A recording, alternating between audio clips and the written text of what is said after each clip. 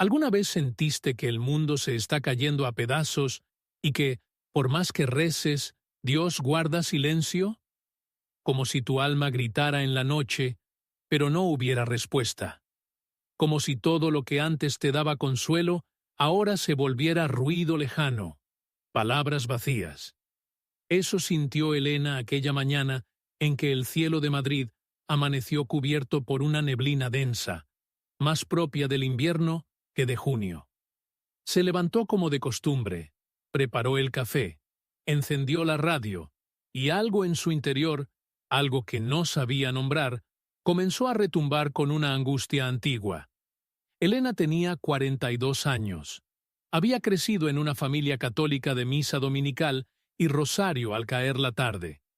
Su madre, Clara, era una mujer de fe sencilla pero profunda, que le enseñó a rezar como quien respira. Sin embargo, desde que Clara murió, hacía ya 5 años, Elena sentía que algo en su interior se había roto. Seguía yendo a misa, seguía rezando, incluso ayudaba como voluntaria en Cáritas, pero, en el fondo, sentía que algo se había apagado, como si Dios ya no habitara en sus gestos. Aquella mañana, mientras removía el café, escuchó en la radio una noticia que la estremeció sin saber por qué. Hoy se cumplen 100 años del fallecimiento del Papa Leo XIV, una figura casi olvidada de la historia eclesiástica. Algunos lo llamaron profeta, otros visionario. Sus últimas cartas siguen siendo objeto de estudio por su contenido místico y... Elena no alcanzó a oír más. Apagó la radio de golpe, con una sensación extraña en el pecho. Leo XIV. Aquel nombre le resultaba familiar, pero no sabía de dónde. ¿Estás bien?, preguntó su esposo, Miguel, entrando en la cocina. La miró con esa mezcla de ternura y preocupación que ya le conocía desde que se casaron hacía 15 años. Sí, es solo que... no sé. Escuché algo en la radio. Un nombre. Como si lo hubiera escuchado en sueños. ¿Qué nombre? Leo XIV. No me preguntes por qué, pero me dio escalofríos. Miguel asintió con una sonrisa forzada. Él era creyente, sí, pero no del tipo que cree en profecías o visiones. Para él, la fe era cuestión de hacer el bien, sin complicarse demasiado. Será alguna cosa de esas místicas. Ya sabes cómo es la Iglesia con los símbolos y las fechas. No te comas la cabeza. Pero Elena no podía soltarlo. Ese nombre le rondaba como un eco persistente. Ese mismo día, después del trabajo, pasó por la parroquia de San Ignacio, donde solía colaborar. El padre Tomás, un sacerdote de unos 60 años, la recibió con su habitual sonrisa serena. Era un hombre de mirada firme y voz cálida, que hablaba poco, pero decía mucho. «Padre, ¿usted ha oído hablar del Papa Leo XIV?» El rostro del sacerdote cambió ligeramente, como si la pregunta le hubiera tocado un lugar delicado. ¿Por qué lo preguntas, hija? Lo escuché en la radio esta mañana. Dijeron algo de cartas y profecías. Y... no sé, sentí que debía preguntarle. El padre Tomás guardó silencio unos segundos, y luego la invitó a sentarse con un gesto. Leo XIV fue un papa breve, pero profundamente espiritual.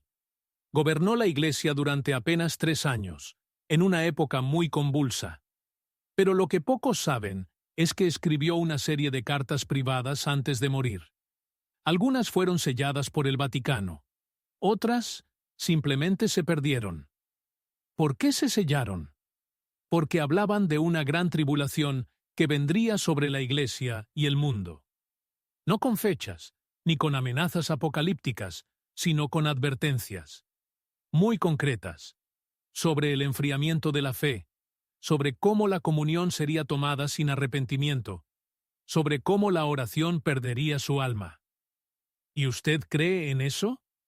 El padre Tomás la miró con una ternura que parecía abarcar más que su pregunta. Elena, no se trata de creer por miedo, se trata de estar despiertos. Hay palabras que no envejecen, porque están escritas desde lo eterno.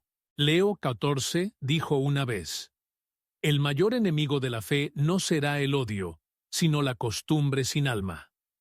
Ese día, Elena volvió a casa con algo latiendo fuerte dentro de ella. Por primera vez en años, no encendió la televisión. Sacó su antiguo misal y buscó entre las hojas secas una oración que su madre solía repetir en voz baja antes de dormir. No la recordaba entera, pero sí la esencia. Dame, Señor, un corazón despierto, aunque duela. Los días siguientes fueron extraños. Sueños agitados, símbolos que se repetían, encuentros con personas que parecían decirle cosas sin saber que estaban diciendo algo importante. Una vecina que le habló del silencio de Dios. Un anciano en la iglesia que rezaba con una devoción que partía el alma. Y una mujer en la calle que le entregó un papel, creyendo que ella era otra persona.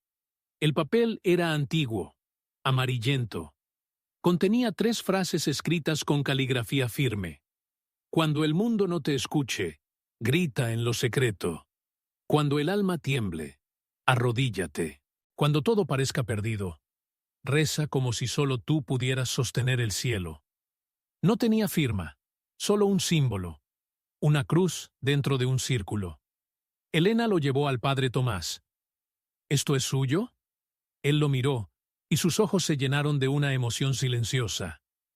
Este símbolo es el sello personal de Leo 14. ¿Qué significa? Que no estás imaginando nada. Algo te está llamando, Elena. Aquella noche, Elena no durmió. Se quedó rezando, llorando sin entender por qué. No era tristeza. Era algo más profundo. Como si su alma se hubiera dado cuenta de que llevaba años dormida. Y entonces recordó. Recordó que, de niña, su madre le había contado una historia.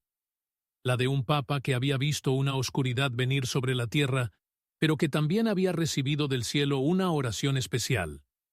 No era una oración como las otras. No estaba escrita en ningún libro. Era transmitida de corazón a corazón, de rodillas, en silencio, en lágrimas. Su madre no le enseñó las palabras. Le dijo que aún no era el tiempo. Ahora lo entendía. Elena se levantó al amanecer, fue a la parroquia y pidió confesar. Se arrodilló frente al padre Tomás y le dijo, entre lágrimas: he estado viva, pero dormida. He comulgado sin mirar mi alma. He rezado sin hablar con Dios. Padre, quiero volver. El sacerdote la escuchó, conmovido. Cuando terminó, no le dio un sermón. Solo le puso la mano sobre la cabeza y susurró: entonces escucha, porque ha llegado el momento de que sepas. Hay una oración que fue sellada, y ahora debe despertar. Elena volvió a casa en silencio. El sol comenzaba a ocultarse, y su reflejo teñía las calles de un dorado inquietante, como si el día no supiera si quería morir o seguir resistiendo. Llevaba el papel doblado en el bolsillo del abrigo, ese que le había entregado una mujer desconocida, con ojos que parecían cansados de ver demasiado. Y aún resonaba en su interior la voz del padre Tomás. Ese símbolo es el sello de Leo 14. No era una frase que se dijera a la ligera. No con esa seriedad. No con esa certeza. Esa noche, cuando Miguel la vio entrar, notó algo diferente en ella. No era miedo. Era otra cosa. ¿Fuiste a la parroquia otra vez?, preguntó él mientras quitaba la mesa del comedor. Sí. Necesitaba hablar con el padre Tomás. Hizo una pausa. Me mostró algo. Bueno, más bien, confirmó algo. Miguel suspiró. Dejó los platos y se sentó frente a ella. Elena, te lo digo con cariño. Estás metiéndote muy de lleno en esto. Una cosa es la fe, y otra empezar a buscar profecías y secretos. No quiero verte sufrir. ¿Y si no es fanatismo? ¿Y si esto realmente importa? ¿Importa para quién? ¿Para ti? ¿Para nosotros? ¿O para la Iglesia? Para todos, Miguel. Para el alma. Él bajó la mirada. No dijo más. Sabía que, cuando Elena hablaba con esa voz, no era un capricho. Era una convicción. Esa noche ella no durmió. Se sentó en la sala, a oscuras, con el misal en una mano y el papel con las frases en la otra. Alrededor de las 3 de la madrugada, la sensación fue tan fuerte que se levantó, tomó su chaqueta y salió. Caminó hasta la parroquia. No sabía exactamente por qué. Solo sabía que tenía que estar allí. Para su sorpresa, la puerta de la sacristía estaba entreabierta. Y había luz. Entró en silencio, con respeto. Y allí estaba el padre Tomás, arrodillado frente al sagrario, rezando en voz muy baja. Elena no quiso interrumpirlo, pero él giró la cabeza al oír sus pasos. No pareció sorprendido. «Sabía que volverías esta noche», dijo, con una tranquilidad que desarmaba. «No pude dormir». «Yo tampoco». Se quedaron en silencio unos segundos. Luego, él se incorporó con dificultad, apoyándose en el banco. «Ven conmigo».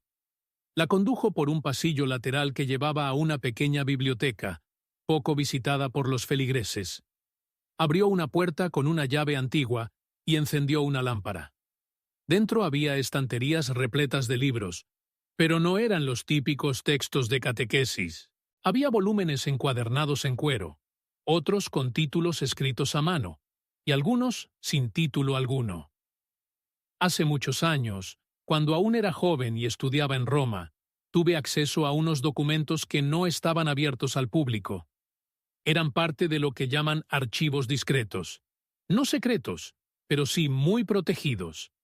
Allí conocí por primera vez el nombre de Leo XIV. Elena lo escuchaba con atención absoluta. Fue elegido en 1923, en medio de una Europa destrozada tras la Gran Guerra. Nadie esperaba mucho de él. Era un hombre de oración, pero sin grandes ambiciones. Sin embargo, en poco tiempo comenzó a hablar de una oscuridad que vendría no solo sobre el mundo, sino sobre la propia Iglesia. Tomás sacó un cuaderno de tapas negras. Lo abrió con cuidado. «Esto no es una copia oficial. Son mis notas personales de aquel tiempo. Palabras que memoricé y que escribí después. Léelo». Elena leyó en voz baja. «Vendrán tiempos en que el alma ya no sentirá sed de Dios, pero seguirá repitiendo las palabras como quien mastica sin hambre. La Eucaristía se volverá costumbre. El pecado, decoración, y el infierno, metáfora. Cuando eso suceda, habrá comenzado la tribulación del espíritu. No será una guerra de armas, sino de fe desvanecida». Sintió que algo dentro de ella se estremecía. ¿Esto lo escribió él? Según los documentos, sí, pero fue más allá. En otra carta, que desapareció poco después de su muerte, hablaba de una oración sellada que sería revelada solo cuando el alma del mundo estuviera al borde del colapso espiritual. ¿Y por qué no la revelaron antes? Porque la Iglesia también tiene miedo. Porque no siempre se sabe distinguir entre lo simbólico y lo profético. Y porque, a veces, cuando la verdad incomoda, preferimos archivarla. Elena cerró el cuaderno con manos temblorosas. ¿Usted cree que esa oración existe? No solo lo creo, estoy seguro. La he buscado por años, y nunca estuve tan cerca como ahora. ¿Por qué yo? No lo sé. Pero Dios no elige al fuerte ni al sabio. Elige al que escucha. El silencio volvió a llenar la habitación. Afuera, el viento comenzaba a soplar con fuerza. «Hay más», dijo Tomás. «En los últimos días han sucedido cosas. Un sacerdote en Colombia habló en sueños de la cruz en el círculo. Una religiosa en Italia escribió palabras similares a las de ese papel que recibiste. No se conocen entre ellos, pero todos apuntan a lo mismo. ¿Y qué se supone que debemos hacer? Prepararnos, no con miedo, sino con lucidez, examinar el alma, volver a confesar, abandonar la fe superficial y orar, como si del alma del mundo dependiera». Elena respiró hondo. «Entonces dígame, padre, ¿cómo empieza esta tribulación?» Tomás la miró con una tristeza serena. Ya empezó, hija. Empezó el día en que comulgamos sin arrepentimiento. El día en que dejamos de confesar. El día en que llamamos amor a lo que solo era deseo. El día en que cambiamos el silencio por el ruido. ¿Y qué pasa con la oración secreta? Cuando se revele, no será como una fórmula mágica. No será larga. No será compleja. Será algo que resuene en el alma como una campana en la tormenta. Pero hay algo que debes saber.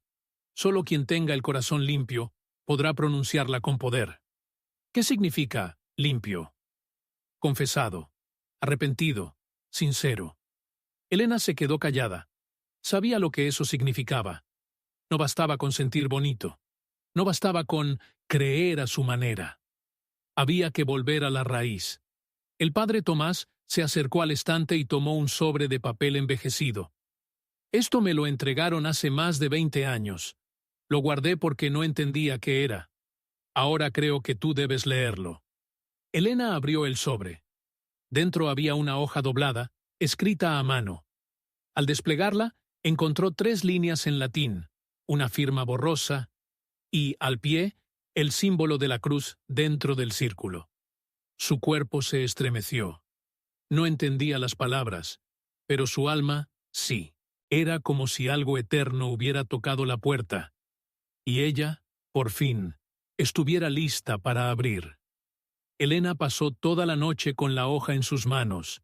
No era papel moderno. El tacto era poroso, frágil, como si cada fibra guardara un eco del tiempo en que fue escrito.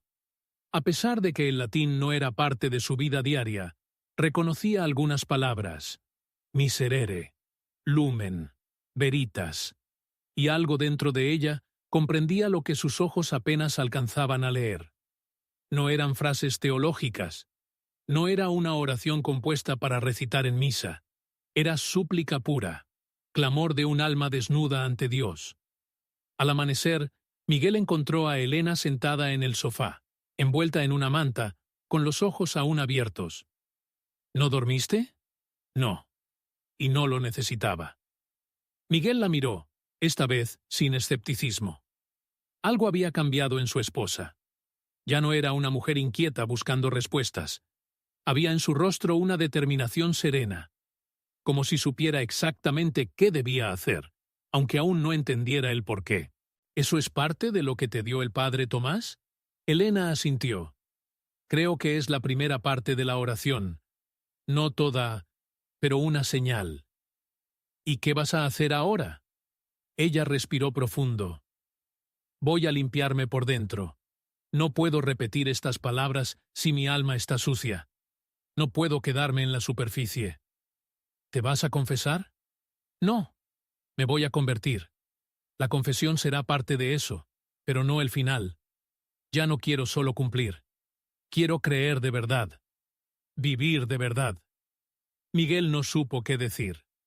Amaba a su esposa, pero nunca la había visto así. Y por primera vez en mucho tiempo se sintió lejos de ella, como si no estuviera entendiendo un idioma que antes compartían. Elena se levantó, se duchó y vistió con sencillez. Tomó su bolso, el misal viejo, y salió rumbo a la parroquia. No para hablar con el padre Tomás esta vez, sino para sentarse frente al sagrario, en silencio. Por más de 1 hora no dijo palabra. Solo respiraba. A veces lloraba. A veces parecía escuchar. Como si su alma, acostumbrada a los ruidos y ocupaciones, finalmente hubiera encontrado el camino de regreso. Después de ese tiempo, se levantó y se acercó al confesionario. No había fila. Era un miércoles por la mañana. Dentro, el sacerdote no era Tomás, sino un joven llamado Padre Álvaro, a quien apenas conocía. Pero no importaba, porque lo que tenía que decir no necesitaba presentaciones. Padre, no sé por dónde empezar, pero sé que durante años he vivido una fe sin raíz. He ido a misa por costumbre. He comulgado sin confesar pecados graves. He dicho que creo, pero sin dejarme transformar. He guardado rencores. He criticado a otros, He alimentado pensamientos impuros. He vivido con el corazón dividido. El padre Álvaro no la interrumpió. Solo escuchaba, como si cada palabra fuera recogida con cuidado. No quiero seguir así. Estoy harta de ser una creyente superficial. Ya no me basta con parecer buena. Quiero ser verdadera. ¿Y crees que puedes? Elena se sorprendió por la pregunta, pero no dudó. No. Sola no. Pero con Dios, sí. El sacerdote hizo una pausa antes de darle la absolución. Luego dijo algo que la marcó profundamente. La gracia no es un premio para los que se portan bien. Es medicina para los que están enfermos y quieren sanar. Bienvenida a casa. Esa confesión no fue como las otras. No se sintió liberada simplemente. Se sintió resucitada. Como si su alma, dormida bajo capas de rutina y culpa, hubiera sido despertada con un susurro que solo los que escuchan desde dentro pueden oír. Al salir, fue directo a ver al padre Tomás. Estoy lista. Él la miró en silencio, asintió con una sonrisa muy leve, y luego sacó un pequeño cuaderno de notas. Lo abrió por una página marcada con un listón rojo. Esto fue lo que alcancé a traducir del manuscrito original. Es un fragmento, pero contiene el núcleo. Elena leyó en voz alta, sin saber bien si lo pronunciaba correctamente. Miserere mei, Domine, lumen veritatis intra me accende, ut nullus timor me aparte de tu rostro. Ten misericordia de mí, Señor. Enciende dentro de mí la luz de tu verdad, para que ningún temor me aparte de tu rostro. Esa es la primera parte, dijo Tomás. El principio de la oración secreta.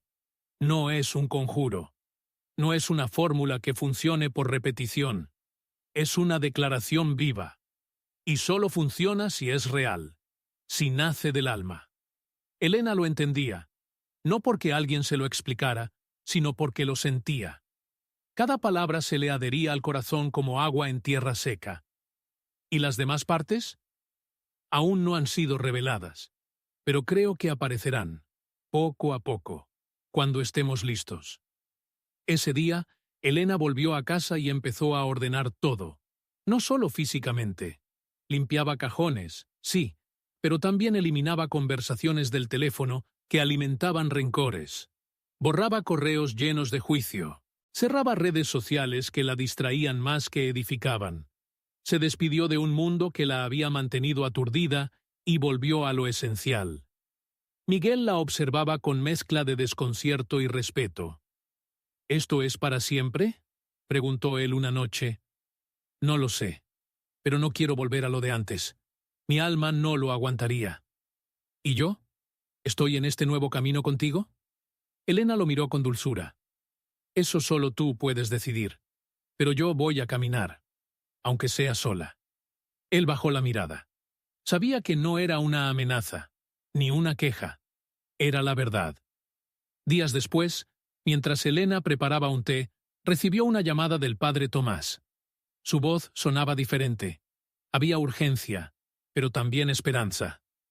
Han llegado más fragmentos, desde México, Polonia y Filipinas. Todos contienen partes de la misma oración, todas escritas por personas que no se conocen, pero dicen lo mismo. El alma limpia podrá sostener el cielo. ¿Qué significa eso? Que esta oración no es para cambiar el mundo exterior, es para sostener el interior. Y, si el alma se mantiene firme, el mundo podrá resistir la tribulación. Elena sintió un escalofrío.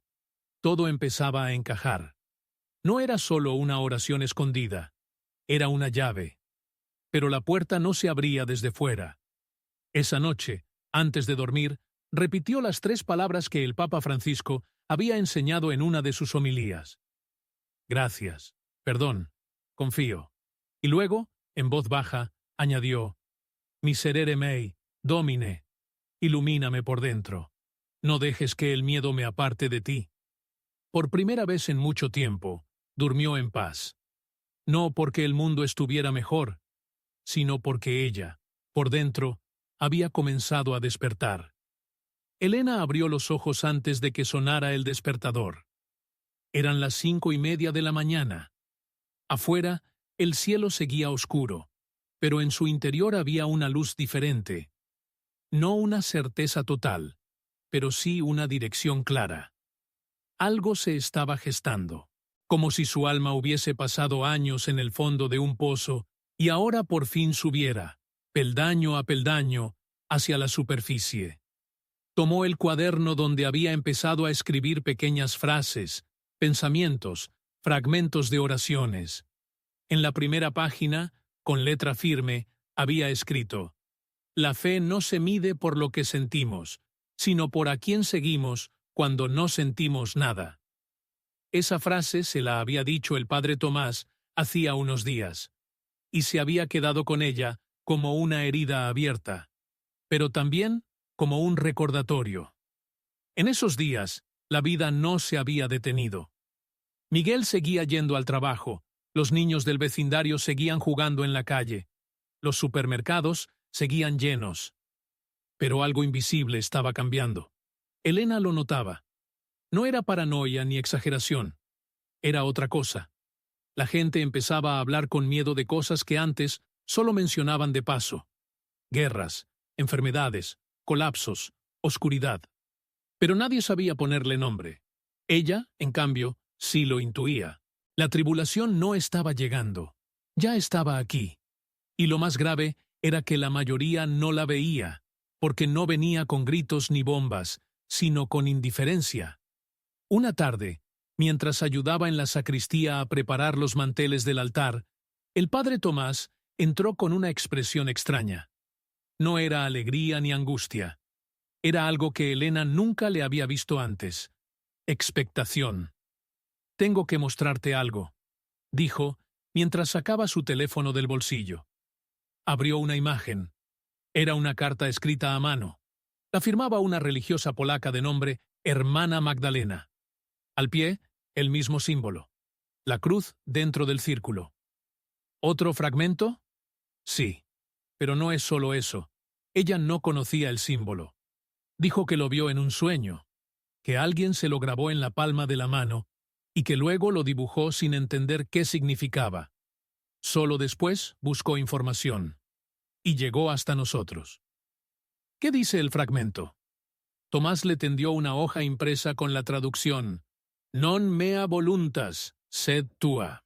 Aperi aures meas, Domine, ut te audiam etiam», cuando el mundo grita más fuerte. Elena lo leyó en voz alta. «No mi voluntad, sino la tuya.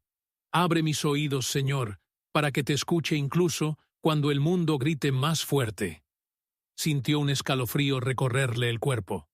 «Es la segunda parte». «Sí», asintió Tomás.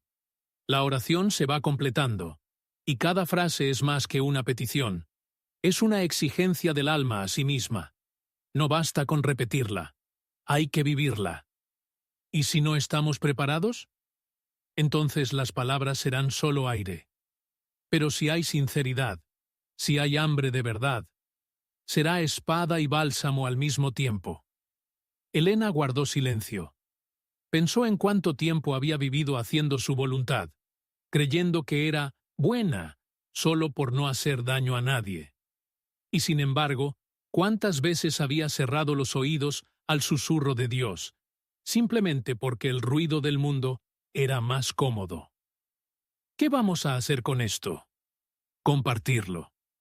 Pero solo con quienes tengan el alma despierta. No se trata de difundirlo como noticia, sino de entregarlo como semilla. Esta oración no está hecha para muchos, está hecha para los que buscan. Esa frase quedó grabada en Elena.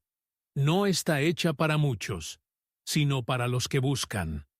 Al día siguiente, preparó una pequeña hoja con las 2 primeras partes de la oración y escribió en el reverso: «Si estás leyendo esto, es porque tu alma ha sido llamada». No se trata de entender, sino de despertar. Repite las palabras con humildad y deja que Dios haga el resto. Imprimió 5 copias, nada más, y las dejó, sin nombre ni firma, en distintos lugares. Una en el banco de la capilla de adoración perpetua, otra dentro de un libro de espiritualidad en la librería parroquial, una más dentro de un carrito de supermercado, y dos en buzones de casas del vecindario. No sabía quién las encontraría, pero eso no le correspondía a ella. Esa misma tarde recibió un mensaje inesperado. Era de una mujer llamada Isabel, que había encontrado una de las hojas dentro de un libro. ¿Eres tú la que dejó esto? No sé por qué, pero no puedo dejar de leerlo. Hace meses que no rezo, pero anoche lo hice, y lloré como si tuviera 15 años otra vez. Elena respondió simplemente, tal vez es porque tu alma no se ha rendido del todo. Pasaron los días, y cada vez más personas, de formas muy discretas, comenzaban a hablar con ella. Una vecina le pidió acompañarla al confesionario. Una joven que pasaba por la iglesia todos los días, sin entrar, se detuvo para preguntar por el símbolo. Un anciano del grupo de oración se arrodilló junto al altar, llorando sin saber por qué. La oración, aunque aún incompleta, comenzaba a hacer su trabajo. El corazón está despertando, le dijo el padre Tomás una noche. No todos lo verán. Muchos seguirán dormidos, convencidos de que todo va bien. Pero unos pocos están empezando a sentir que el alma no puede esperar más. ¿Y cuándo llegará la última parte de la oración? Tomás guardó silencio. Cuando la oscuridad se haga más espesa, no antes. La luz no brilla para evitar la noche, sino para atravesarla. Elena lo entendió. No con la mente, sino con el corazón. El mundo estaba entrando en una noche espiritual profunda. Pero eso no era el fin. Era el inicio de un nuevo combate. Y la oración no era un escudo que evitaba la batalla. Era el arma silenciosa que la sostenía.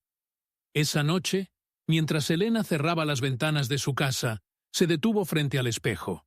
No buscaba verse. Buscaba recordar quién era. Y en voz baja, como quien habla con una presencia real, repitió las palabras ya grabadas en su alma. Miserere mei, Domine. Non mea voluntas, sed tua. Y luego, como si el espíritu soplara dentro de su pecho, añadió sin haberlo planeado, Fiat lumen in tenebris, et incorde meo, pax. No sabía lo que significaba exactamente, pero sintió que no venía de ella. Anotó la frase en su cuaderno, temblando, y comprendió. La tercera parte de la oración había llegado. La tercera parte de la oración resonaba en el alma de Elena con una claridad que no se podía explicar. Fiat lumen in tenebris, et incorde meo, pax. Hágase la luz en la oscuridad, y en mi corazón, paz. No la había leído en ningún sitio, no la había escuchado de labios de nadie. Le salió como un suspiro del alma, como si hubiera estado escondida allí desde siempre, esperando el momento justo para nacer. Esa misma noche fue a ver al padre Tomás. Lo encontró en la capilla, como era habitual, orando en silencio ante el Santísimo. Ella se arrodilló a su lado, sin hablar. Solo al final, cuando la última vela estaba por apagarse, rompió el silencio. Padre, creo que recibí algo. Él la miró sin sorpresa, como si ya lo supiera. ¿Qué fue? Elena sacó su cuaderno, con la página escrita a mano. Se la mostró. El sacerdote la leyó, y al llegar a la frase final, cerró los ojos, como quien escucha una música que lleva mucho tiempo esperando. Es la tercera parte. No tengo duda.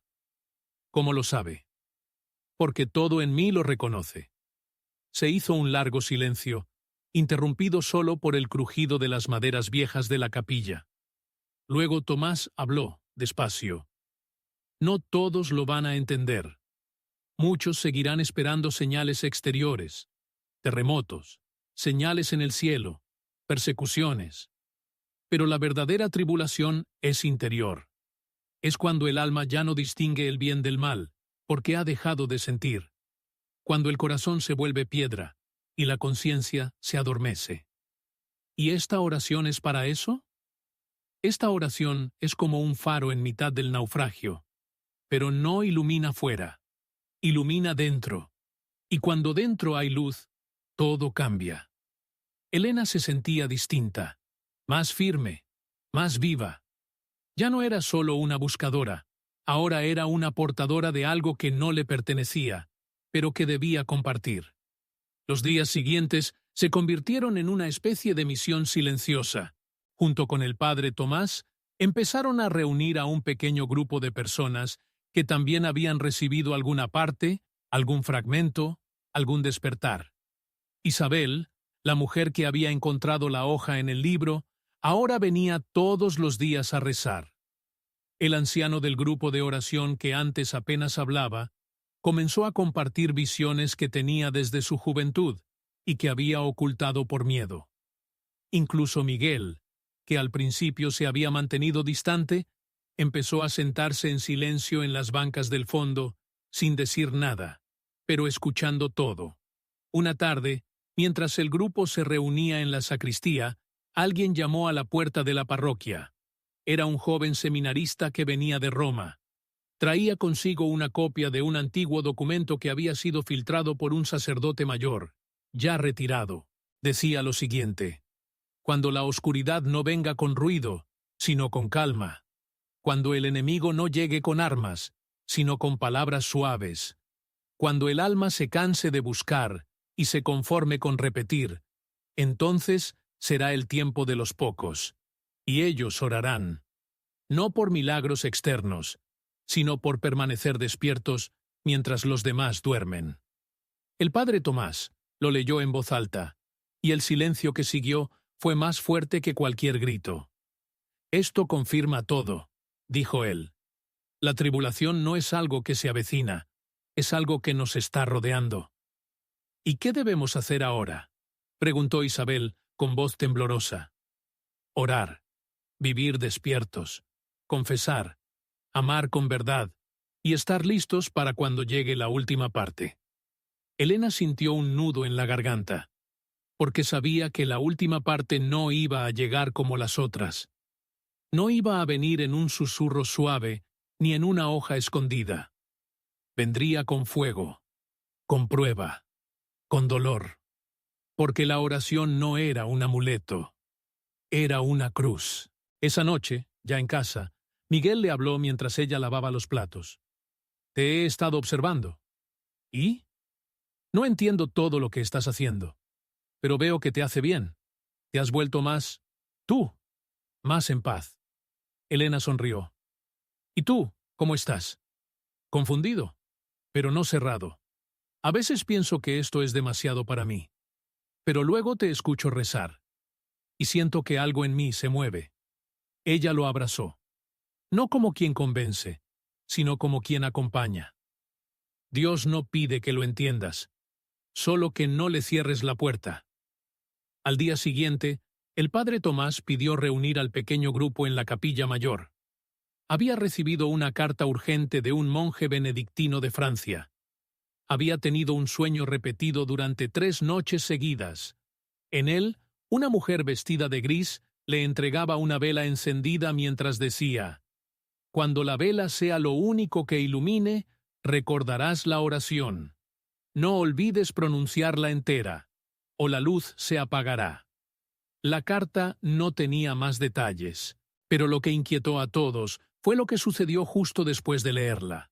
Se fue la luz en toda la parroquia, sin aviso, sin tormenta, sin explicación. Solo quedaba una vela encendida, la del sagrario. El padre Tomás la miró. Es hora.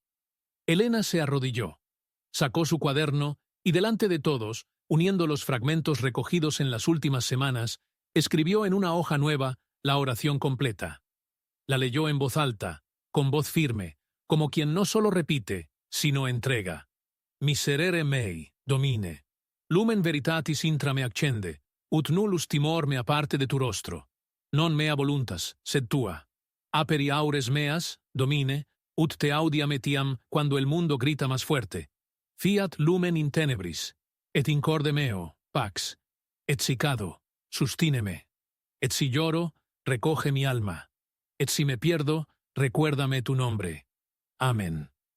Al terminar, la vela del sagrario titiló, pero no se apagó. El silencio fue absoluto. Nadie se movía. Nadie respiraba con normalidad. Algo había descendido allí, invisible pero real. Una presencia, una paz y una advertencia. El padre Tomás fue el primero en hablar. Esta oración no es para evitar la oscuridad, es para atravesarla sin perder la luz. Recuérdenla, escríbanla, repítanla con el corazón limpio, porque vendrán días en que será lo único que puedan decir. Elena, sentada aún en el suelo, comprendió que todo lo que había vivido en los últimos meses la había preparado para este momento. No era la protagonista de una historia, era solo una más. Una entre los pocos que estarían despiertos mientras el mundo dormía, y en su pecho, como una llama serena, ardía una certeza. La oración había sido entregada. Ahora comenzaba el verdadero combate.